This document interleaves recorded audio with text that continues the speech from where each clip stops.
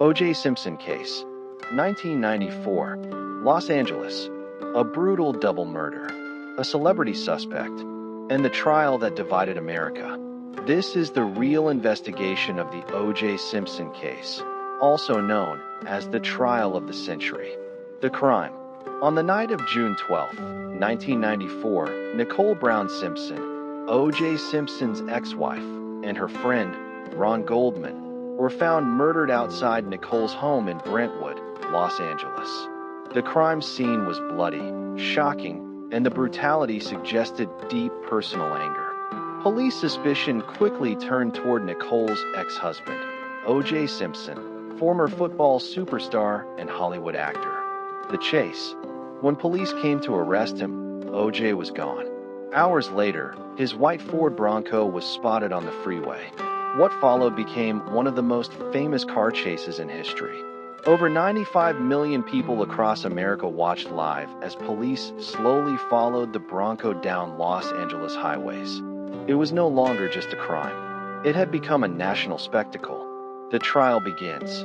O.J. was charged with double murder. The courtroom turned into a stage, broadcast to millions every day. Prosecutors said the evidence was undeniable. His DNA matched blood found at the crime scene. The motive? A history of domestic abuse. But the defense told another story. They accused the Los Angeles Police Department of mishandling evidence and of racism. The gloves. Then came the most dramatic moment. Prosecutors asked O.J. to try on the gloves found at the crime scene. In front of cameras, O.J. struggled to put them on. They looked too small. That's when defense attorney Johnny Cochran delivered his legendary line. "If it doesn't fit, you must acquit." It was a turning point. Doubt had entered the jury's mind.